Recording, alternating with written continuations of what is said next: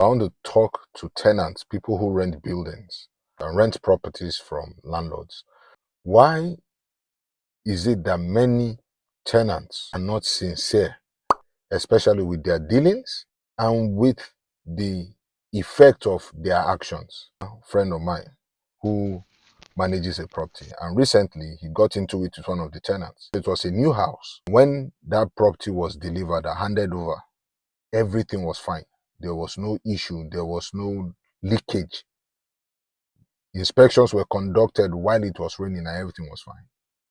And when this tenant moved in, he wanted to install his solar panel. The landlord granted consent on the grounds that it will not affect the building in any way. Recently, leakages started on the POP. And when the POP now eventually collapsed, he's blaming the landlord.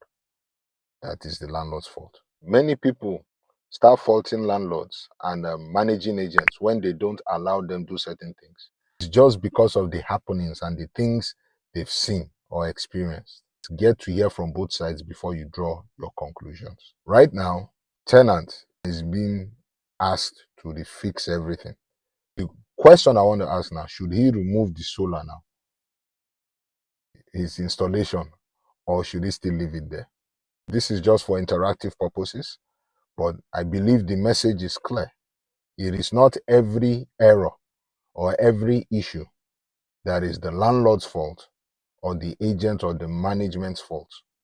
Sometimes tenants themselves cause these faults, then blame it on others.